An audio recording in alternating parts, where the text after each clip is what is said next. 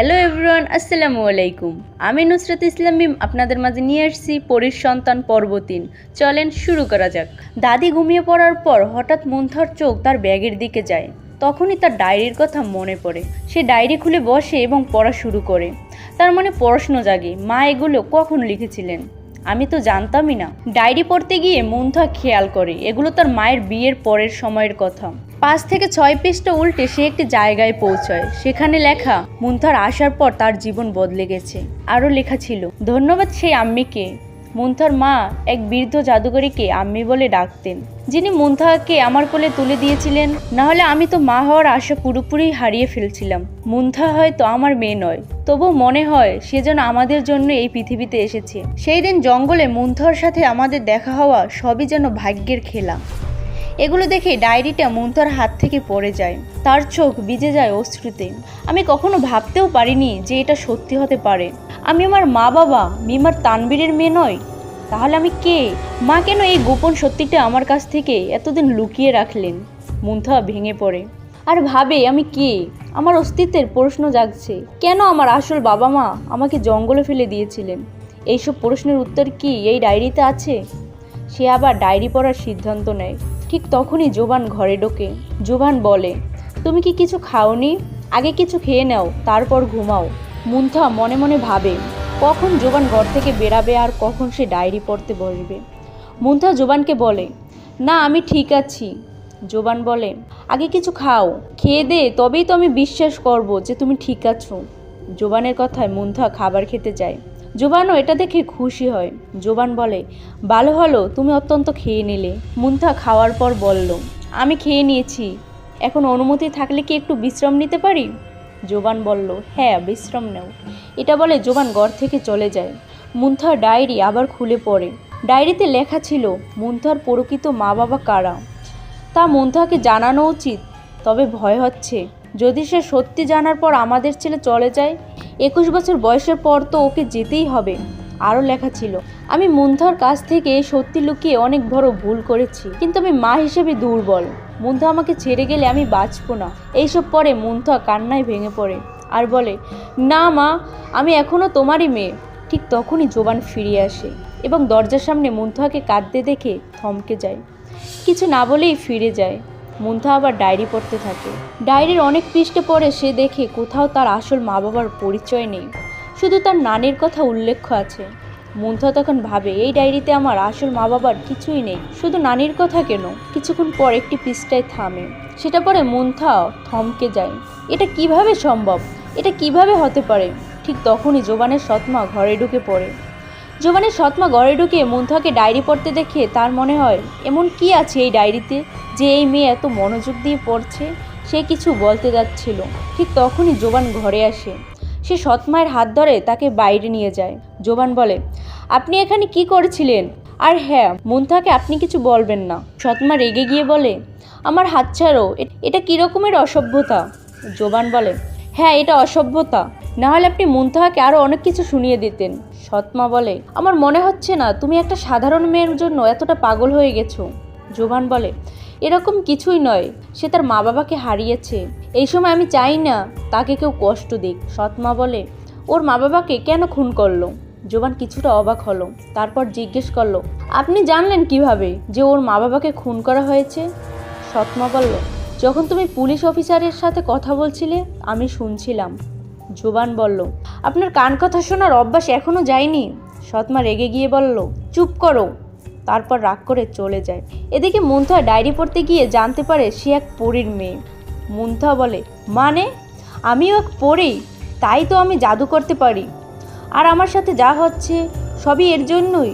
কিন্তু আমার মা বাবাকে কেন খুন করবে? সে আবার ডায়েরি পড়তে থাকে। ঠিক তখনই জোবান ঘরে ঢোকে। মুনথা জোবানকে দেখে ডায়েরি বন্ধ করে ফেলে। জোবান মুনথাকে জিজ্ঞেস করে, কি হয়েছে? তোমাকে বেশ উদাস লাগছে কেন? মুনথা বলে, কিছু না। জোবান বলে, তোমার মা বাবার হত্যার ব্যাপারে নতুন কিছু জানা গেছে? মুনথা উদ্বিগ্ন হয়ে বলে, কি?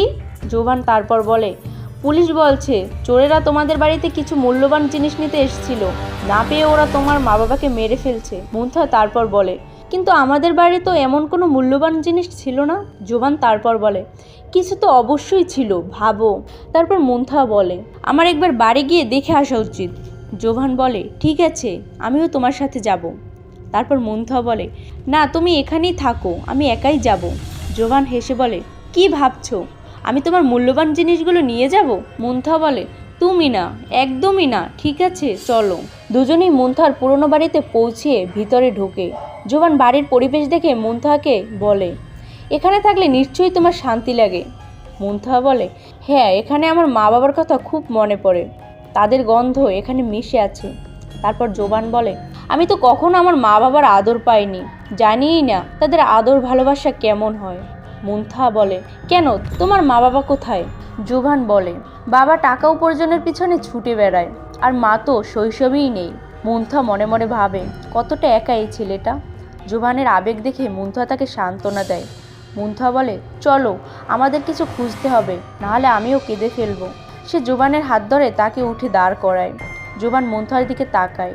দুজনের মধ্যেই অদ্ভুত এক অনুভূতি তৈরি হয়। তারা পুরো বাড়ি খুঁজতে থাকে। এমন সময় জোভান একটা ড্রামের মতো অদ্ভুত কিছু খুঁজে পায়। জোভান মুনথাকে ডাক দিয়ে বলে, মুনথা, এখানে এসো। দুজন মিলে সেটি খুলে দেখে তার মধ্যে এক অদ্ভুত ঝকঝক কিছু আছে। মুনথা বলে, এটা নিশ্চয়ই কোনো গুপ্তধন। জোভান ভালো করে দেখে বুঝতে পারে সেটি একটি বই। জোভান বলতেছে, এই বইটা এত ঝকঝক করছে কেন? মুনথা বলে, আমি কিভাবে জানবো, আমিও তো এই প্রথম দেখেছি, খুলে দেখো। জোভান বলে, মানে তোমার মা বাবাকে এই বইয়ের জন্য খুন করা হয়েছিল? মুনথা বলে, তুমি কি পুলিশে আছো যে কেসের মতো তদন্ত করতে নেমে পড়ছো? খানিকটা বিরক্ত হয়ে বলে, সরে দাঁড়াও, আর এই বইটা আমাকে দাও। জোভান বলে, না, এই বই আমি পেয়েছি, তাই আমিও এটা দেখতে চাই। তারপর দুজনেই বইটি দেখতে শুরু করে। বইটিতে অদ্ভুত ভাষায় কিছু লেখা ছিল। মুনথা সেই লেখা পড়ে ফেলে এবং বুঝতে পারে এটি পরীদের বই। বইয়ের ওপর লেখা ছিল, কোয়ে কাফের দরজা, যা জোভানের কাছে একেবারেই অজানা। জোভান বলে, ভাবা যায় তোমার মা বাবা এমন ভাষাও জানতেন। বইটি তখনও জোভানের হাতে ছিল। মুনথা বইটি নেওয়ার চেষ্টা করে। জোভান হেসে বলে, আমি এই গুপ্তধন খেয়ে ফেলবো না, আমাকে একটু এই বইটি খুলতে দাও।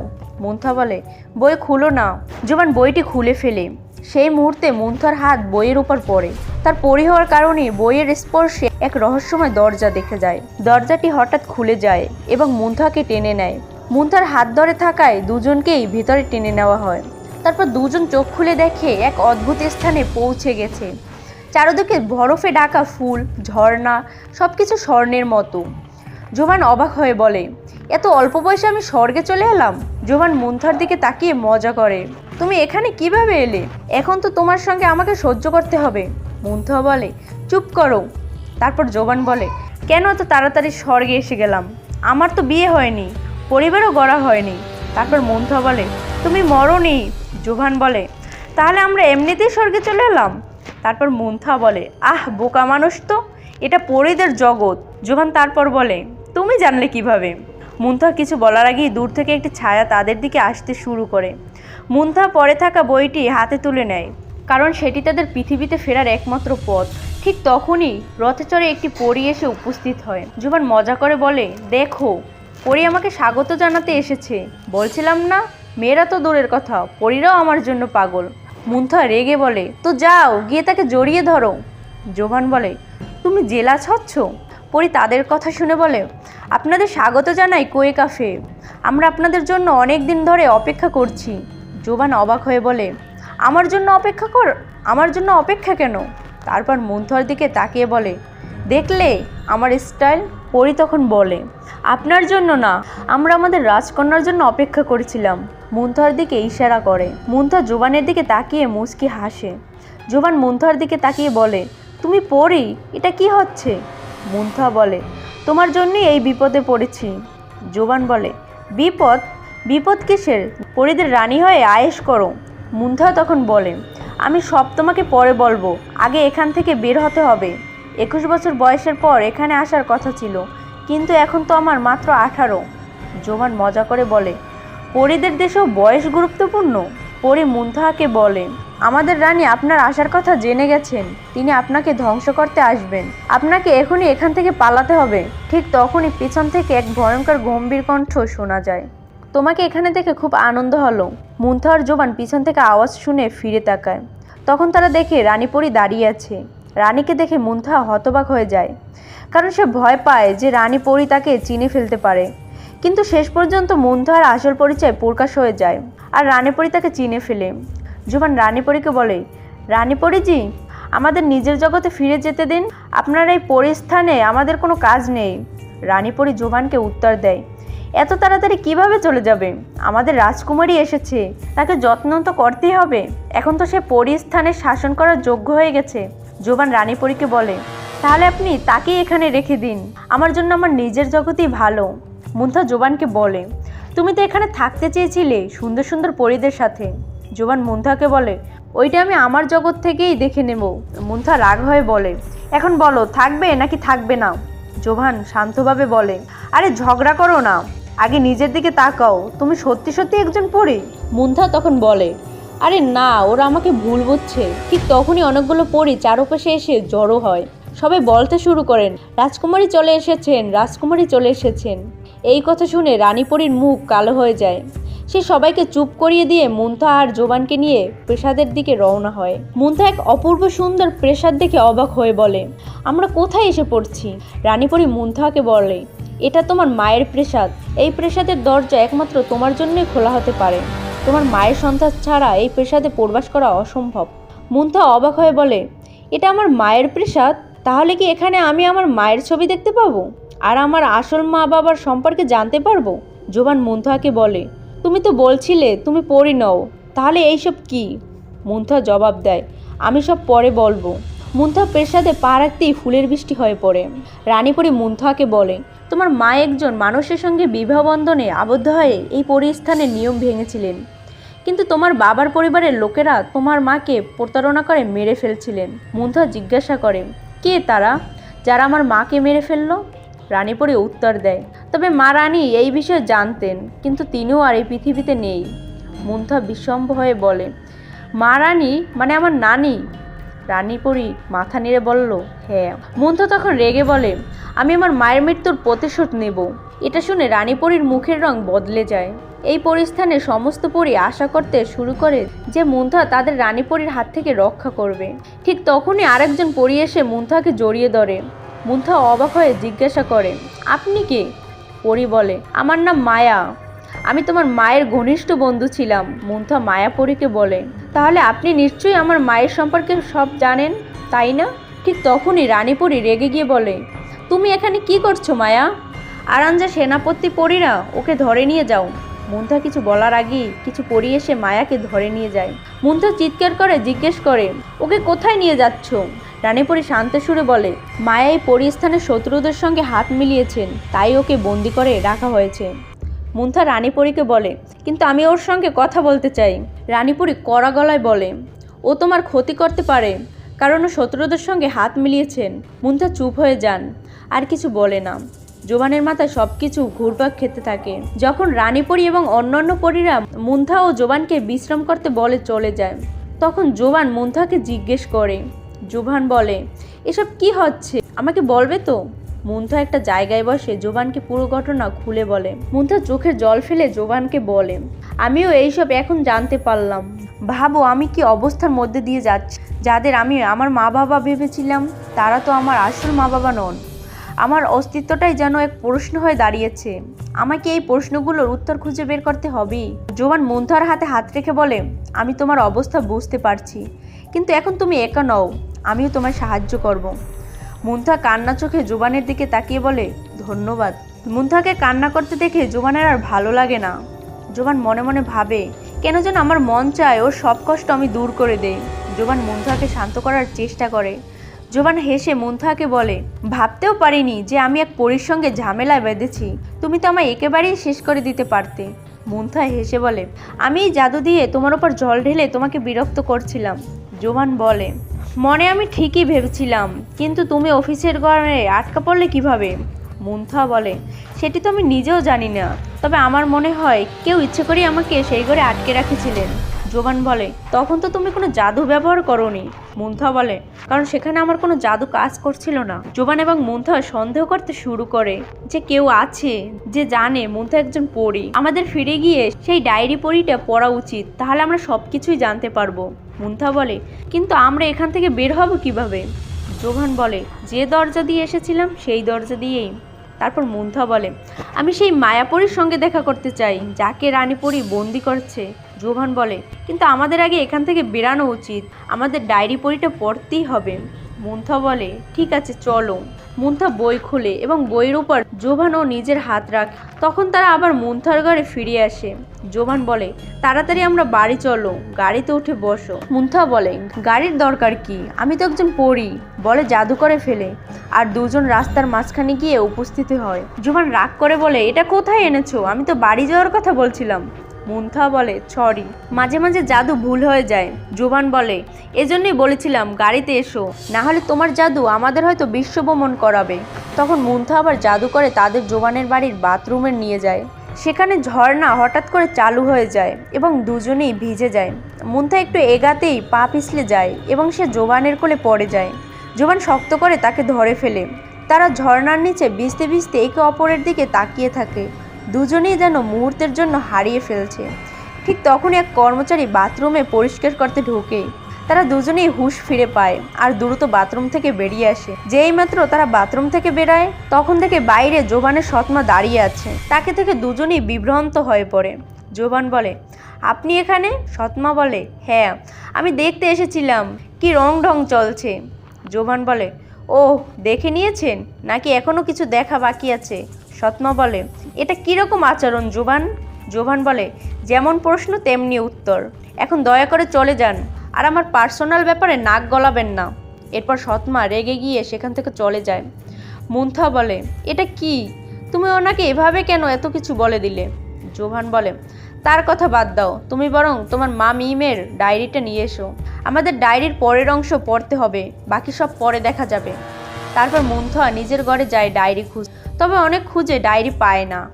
অনেক খুঁজেও ডায়েরি পায় না, তাই হুতাশ করে ফিরে আসে। মুন্থা বলে, ডায়েরিটা ওখানে নেই।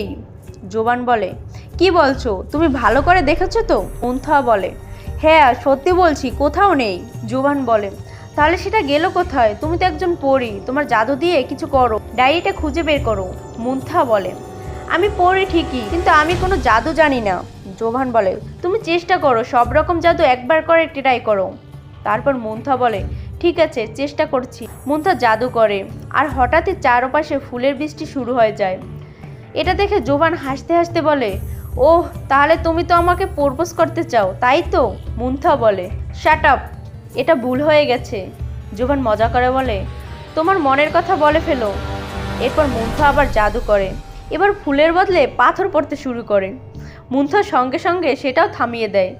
জোভান বলে, কখনো ফুল কখনো পাথর, তুমি কি আমাকে মারার প্ল্যান করছো? মুন্থা বলে, এটা আমার পক্ষে সম্ভব নয়। জোভান বলে, তুমি তো পড়ি, তোমার জাদুতে আরও একটু কফি প্রশিক্ষণ নেওয়া উচিত, তাই না? মুন্থা বলে, আমি মজা করার মুডে নেই। জোভান তারপর বলে, আমি জানি, কিন্তু কান্নাকাটি করে লাভ নেই, আমরা অন্য কোনো উপায় বের করব। তারপর মুন্থা বলে, আর কোনো উপায় নেই, এখন কি করব কিছুই বুঝতে পারছি না। তারপর জোভান বলে, মনোবল হারিও না কোনো পথ ঠিকই বের হবে। মুন্থা একটু থেমে বলে, আমাদের কাছে একটাই উপায় আছে। জোভান বলে, কি? আমাদের পরিস্থানে পরিদের জগতে ফিরে যেতে হবে। জোভান বলে, কেন? তারপর মুন্থা বলে, আমার মায়ের সেই বন্ধু মায়ের সঙ্গে দেখা করতে হবে, যিনি আমার মার সম্পর্কে ভালো জানেন। রানী পরী তাকে বন্দি করে রেখেছেন। তারপর জোভান বলে, ঠিক আছে, তাহলে চলো ফিরে যাই। মুন্থা তার হাত বাড়িয়ে দেন আর সেই জাদুর দরজা তাদের সামনে এসে পড়ে। তারপর সে জোভানের হাত ধরে দরজার ভিতর দিয়ে পরিস্থানে ঢুকে যায়। দুজনেই পরিস্থানে পৌঁছায়। সেখানে তারা লুকিয়ে থাকে যাতে রানী পরী কিছু জানতে না পারে। মুন্থা একটি জাদু দিয়ে নিজেদের আড়াল করে ফেলে। এরপর তারা সামনে যায় আর একটা প্রজাপতি তাদের পথ দেখিয়ে নিয়ে যায় মায়াপরীর কাছে। মায়াপরী মুন্থাকে দেখে বলে, তুমি এসেছো, আমি জানতাম তুমি সত্যিটা জানতে এখানে আসবেই। তারপর মুন্থা বলে, হ্যাঁ, প্লিজ আমাকে সব কিছু জানাও, আমার মা কে ছিলেন, আমার বাবা কে ছিলেন? মায়াপরী একটা গভীর নিঃশ্বাস নিয়ে বলে, তোমার মায়ের নাম ছিল মাহিমা। এই ঘটনা তখন শুরু হয় যখন আমি আর তোমার মা মাহিমা পরিস্থান থেকে লুকিয়ে মানুষের পৃথিবীতে দেখতে গিয়েছিলাম। পরী আর মানুষের দুনিয়া সম্পূর্ণ আলাদা। আমরা মানুষের পৃথিবীর গল্প অনেক শুনেছি, সেখানে গিয়ে ভিড় আর মানুষের জীবনযাত্রা দেখে আমরা হতবাক হয়ে গিয়েছিলাম। আমরা তাদের পোশাক পরেছিলাম, তাদের মতো চলাফেরা করছিলাম। তোমার মা মাহিমা ছিলেন অত্যন্ত সুন্দরী এবং পরীদের রাজকন্যা। তিনি যা চাইতেন তাই করতে পারতেন। মায়াপরী মুনতাহাকে আরও বলে, তোমার মা মাহিমা মানুষের জগতে এসে খুব খুশি হয়েছিল। তারপর আমরা লুকিয়ে লুকিয়ে সেখানে যাওয়া আশা করতাম এবং জাদু দিয়ে নানা রকম মজা করতাম। একদিন আমরা দুজনে একসঙ্গে একটি মার্কেটে ঘুরছিলাম। সেখানে মাহিমা আমার থেকে আলাদা হয়ে যায়। ভিড়ের মধ্যে তোমার মা মাহিমা তোমার বাবা মামুনের সঙ্গে ধাক্কা খেয়ে পড়ে যায়। দুজনের চোখে চোখ পড়তেই প্রেম হয়ে যায়। তাদের মধ্যে দেখা সাক্ষাৎ চলতে থাকে। কিন্তু তোমার বাবা মামুন জানতেন না যে তোমার মা একজন পরী। তোমার বাবার একজন নিজের বোন ছিল, মানে তোমার ফুপু। তোমার বাবা তার সব কথা শুনতো। তোমার বাবা মামুন তোমার মা মাহিমাকে বিয়ে করতে চেয়েছিল, কিন্তু তারপর তোমার বাবা জানতে পারে তোমার মা একজন পরী। তিনি নিজে থেকে তার সঙ্গে দেখা করা বন্ধ করে দেন। কিন্তু তোমার মা তার প্রেমে এতটাই মগ্ন হয়ে গিয়েছিল যে তিনি সবকিছু ভুলে গিয়েছিলেন। এদিকে পরী স্থানে তোমার মা মাহিমাকে রানী ঘোষণা করা হয় এবং তার জন্য জিন এবং পরী স্থানে রাজপুত্রদের ডাকা হয়। কিন্তু তোমার মা তো তোমার বাবা মামুনকেই ভালোবাসতেন। তখন তোমার মা মাহিমা রানী হয়ে গিয়েছিল। তার কাছে অসীম শক্তি ছিল। কিন্তু তার সৎ বোন মানে তোমার খালা রুশৈদা তোমার মায়ের প্রতি খুবই রাগ ছিল, কারণ রুশৈদা রানী হতে চেয়েছিল। মুনতাহা মায়াপরীর কাছে তখন জানতে চায়, আমার খালা কে, তিনি এখন কোথায়? মায়াপরী মুনতাহাকে বলে, যিনি এখন এই পরিস্থানের রানী তিনি তোমার মায়ের বোন, মানে তোমার খালা রুশৈদা। কিন্তু তিনি তোমার থেকে এই বিষয়টা লুকিয়ে রেখেছেন। মুনতাহা মায়াপরীকে বলে, কিন্তু কেন? মায়াপরী তারপর বলে, তোমার মা মাহিমা তার বোন রুশৈদাকে খুবই ভালোবাসতেন আর তার কাছে সব কথা বলতেন। তোমার মা তাকে সেই ঘটনাও বলছিলেন যা মানুষের দুনিয়ায় ঘটেছিল। কিন্তু তোমার খালা চেয়েছিল তোমার মা এমন কোনো ভুল করুক যাতে তাকে পরিস্থান থেকে বহিষ্কার করা হয় আর সে রানী হতে পারে। মুনতাহা এরপর জানতে চায়, তারপর কি হলো? মায়াপরী মুনতাহাকে বলে, তারপর যা হওয়ার ছিল তাই হলো। তোমার বাবা মামুন তার বোন মানে তোমার ফুপুকে সব জানিয়ে দেয়। তোমার ফুপু তখন তাকে বলে, যদি তুমি পরীকে বিয়ে করো তবে তুমি পৃথিবীর সবচেয়ে ধনী এবং ক্ষমতাবান ব্যক্তি হতে পারবে। তোমার সেই পরীকেই বিয়ে করা উচিত। আমাদের পরিস্থান শাসন করার সুযোগ মিলবে। তোমার ফুপুর কথা শুনে তোমার বাবা লোভে পড়ে যান আর তোমার মাও তার প্রেমে পাগল হয়ে যান। এরপর তারা বিয়ে করে ফেলে। এদিকে পরিস্থানে এই খবর পৌঁছে যায় যে রানী তোমার মা একজন সাধারণ মানুষকে বিয়ে করছিলেন। এটা শুনে সবাই স্তব্ধ হয়, কারণ পরী আর মানুষের মিলন এখানে নিষিদ্ধ। কিন্তু তোমার মা রানী হওয়ায় কেউ তার বিরুদ্ধে যেতে পারেনি, শুধুমাত্র তোমার নানা নানি বাধে। তোমার নানা নানি তোমার মায়ের উপর প্রচণ্ড রেগে যায়, কিন্তু তোমার বাবা এমনভাবে তাদের সাথে কথার জাল ফেলে যে তারা তার ফাঁদে পড়ে যান। এরপর তোমার বাবা আর তোমার ফুপু পরিস্থানে প্রবেশের অনুমতি পেয়ে যায়। সেখান থেকে শুরু হয় তোমার মায়ের জীবনের সবচেয়ে খারাপ সময়, যা তিনি কল্পনাও করতে পারেননি। হ্যালো এভরিওয়ান, মুনতাহার মা মাহিমার জীবনে তারপর কি হয়েছিল দেখতে চাইলে নেক্সট পর্বের জন্য অপেক্ষা করুন।